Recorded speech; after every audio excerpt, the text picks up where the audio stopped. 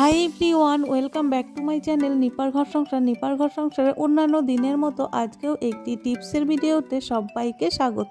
বন্ধুরা, আজকে যে সমস্ত ছোট্ট ছোট্ট টিপসগুলি তোমাদের সাথে শেয়ার করব, প্রত্যেকটা টিপসই খুবই উপকারী, তাই ভিডিওটা স্কিপ না করে পুরো ভিডিওটা দেখবে।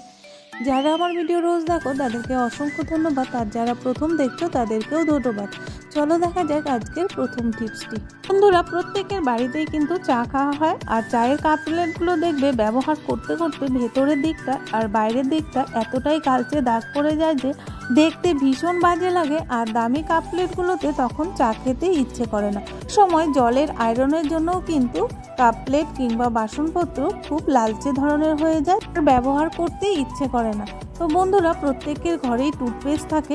এ নেবে একটুখানি টুথপেস্ট আর হাফ টিস্পুনের মতো বেকিং সোডা আর একটু লেবুর রস, তিনটে উপকরণ ভালো করে মিশিয়ে নেবে। তোরা কাপলেটে যখন কালচে দাগ পড়ে যায় আমরা কিন্তু চেষ্টা করি ডিটারজেন্ট কিংবা অন্যান্য কিছু দিয়ে ক্লিন করে নেওয়ার, তখন দেখবে কিছুতেই কাপলেটগুলো একদম নতুনের মতো চকচক করছে না। তো আমাদের ঘরে থাকা তিনটি উপকরণ দিয়ে যদি আমরা নতুনের মতো কাপলেটগুলো চকচকে করে নিতে পারি তাহলে আর কোনো সমস্যাই থাকবে না। তিনটি উপকরণ ভালো করে মিশিয়ে নেওয়ার পর একটা পুরনো টুথব্রাশ দিয়ে আস্তে আস্তে করে কাপলেটগুলোতে ভালো করে লাগিয়ে নেবে। তোরা যেই যেই জায়গাতে বেশি করে কালচে দাগ পড়েছে সেই জায়গাগুলোতে একটু টুথপেস্ট দিয়ে ঘষে নেবে। তারপর 5 থেকে 10 মিনিট রেখে দেওয়ার পর পরিষ্কার জলে ধুয়ে নেবে। দেখবে কাপলেট একদম নতুনের মতো হয়ে গেছে। দেখতেই পাচ্ছ বন্ধুরা, কাপলেটের কালার কিন্তু চেঞ্জ হতে শুরু করে দিয়েছে। এবার পরিষ্কার জলে আমি ক্লিন করে দেখাচ্ছি কতটা পরিষ্কার হয়েছে। বন্ধুরা, যেই কাপলেটগুলো রেগুলার ইউজ করা হয় সেই কাপলেটগুলোতেই দেখবে বেশিরভাগ একদম কালচে দাগ পড়ে গেছে, দেখতে ভীষণ বাজে লাগে, আর চা খেতেও কিন্তু ইচ্ছে করে না, আর গেস্টদেরও কিন্তু সেই কাপে চা দিতে ইচ্ছে করে না। বন্ধুরা, এবারে স্কচব্রাইট দিয়ে হালকাভাবে কাপলেটগুলো ঘষে নেবে, কেন কি না টুথপেস্টগুলো 10 মিনিট রাখার পর কিন্তু শুকিয়ে যায়, সেই জন্যই স্কচব্রাইটটা দিয়ে হালকাভাবে ঘষে নেবে। বন্ধুরা, আমাদের কিন্তু এখানে কোনো টাকা খরচা করতে হলো না, কাপলেট একদম নতুনের মতো হয়ে গেল ঘরে থাকা তিনটি উপকরণ দিয়ে। এবারে আরেকটু পরিষ্কার জল দিয়ে কাপলেটগুলো ধুয়ে তোমাদের দেখাচ্ছি কতটা ক্লিন হয়েছে। বন্ধুরা, কম টাইমের মধ্যে আমাদের ঘরের থাকা উপকরণ দিয়ে কাপলেট একদম নতুনের মতো চকচক করছে, প্রমাণ কিন্তু তোমাদের চোখের সামনে। কাপলেটগুলো দেখতেই পাচ্ছ কতটা সাদা ধবধবে হয়ে গেছে। বন্ধুরা, তোমরা দেখতেই পাচ্ছ একটুকু কিন্তু কালচে ভাব আর নেই। প্রথমে কিন্তু আমি কাপলেটগুলো যখন দেখিয়েছিলাম অনেকটাই কালচে ভাব ছিল, এখন কিন্তু আর সেটা নেই। তোমরা দেখতেই পাচ্ছ একটা তেজপাতা, এই তেজপাতাটাকে আমি একটা কাঁচির সাহায্যে খুব ছোট ছোট করে কেটে নেব। বন্ধুরা, এই তেজপাতা দিয়ে অনেক বড় সমস্যার সমাধান কিন্তু হয়ে যায়, আমাদের একটা টাকাও খরচা করতে হয় না। তো তেজপাতাটা খুব সরু সরু করে কেটে নেওয়ার পর এখানে একটা নিয়ে নেবে ন্যাপথলিন। আমাদের ঘরে যদি বড় ন্যাপথলিন থাকে, যেগুলো আমরা জামা কাপড়ে ইউজ করি, তাহলে একটা নেবে, আর যদি ছোট হয় তাহলে দুটো নেবে। একটা কাগজের বা পেপারের মধ্যে ভেতরে দিয়ে একটা শক্ত কিছুর দ্বারা গুঁড়ো করে নেবে। এবারে তেজপাতা আর ন্যাপথলিনটা ভালো করে মিশিয়ে নেবে, আর নিয়ে নেবে একটা পেঁয়াজ। বন্ধুরা, ন্যাপথলিনটা বেশি গুঁড়ো না করলেও কিন্তু হবে। বন্ধুরা, পেঁয়াজের পেছন সাইডটা একটা ছুরির সাহায্যে কেটে বাদ দিয়ে দিবে, পেঁয়াজের খোসা ছাড়ানোর কোনো দরকার নেই। এবারে ছুরির সাহায্যে মাঝখানের যে পেঁয়াজের অংশটা আছে সেটা বের করে নিয়ে আসতে হবে। তোমরা দেখতেই পাচ্ছ মাঝখানের অংশটা বের করে একটা বাটির মতো তৈরি করে নিতে হবে। পেঁয়াজের যে মাঝখানের অংশটা সেটা কোনো সবজিতে কিন্তু ব্যবহার করবে বন্ধুরা, কখনোই ফেলে দেবে না। বন্ধুরা, দেখতেই পাচ্ছ একটা বাটির মতো তৈরি হয়ে গেছে। বন্ধুরা, এবারে নিয়ে নেবে কিছুটা তুলো।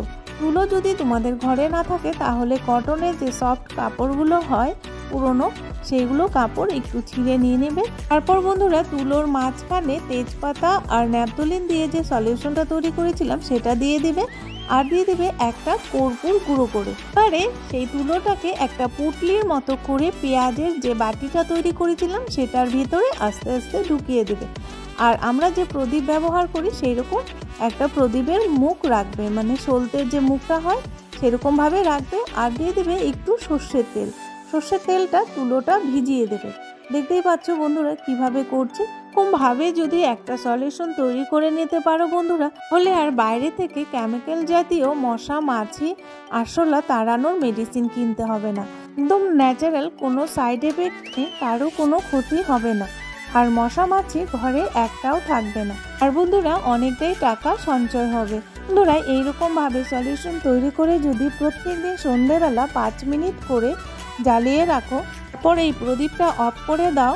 এই প্রদীপের মধ্যে যে ধোঁয়াটা হবে সেই ধোঁয়াতে মশা মাছি আরশোলা একটাও ঘরে থাকবে না। বন্ধুরা প্রদীপের তাপে পেঁয়াজটা আস্তে আস্তে গরম হতে থাকবে আর একটা দুর্গন্ধ ছড়াবে। আর এটার ভেতরে তেজপাতা, ন্যাপথলিন আর কর্পূর আছে। এইগুলোর গন্ধ কিন্তু একদমই মশা মাছি আরশোলারা সহ্য করতে পারে না। এর প্রত্যেকটা জায়গাতেই দেখবে একটা মশা মাছি আরশোলা কিচ্ছু নেই। আর বন্ধুরা কোনো সাইড এফেক্টও হবে না, একদম ন্যাচারাল।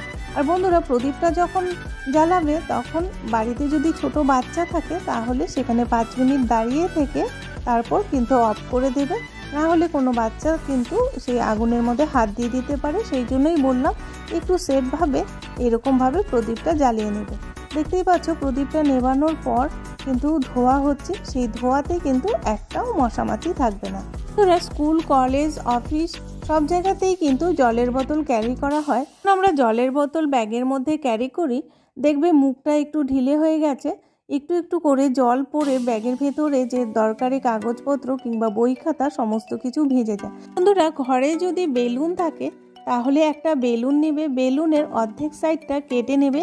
বন্ধুরা বেলুনের যে পেছনের অংশটা আছে সেটা একটা বোতলের ক্যাপ হিসাবে আমরা এটা ব্যবহার করতে পারি।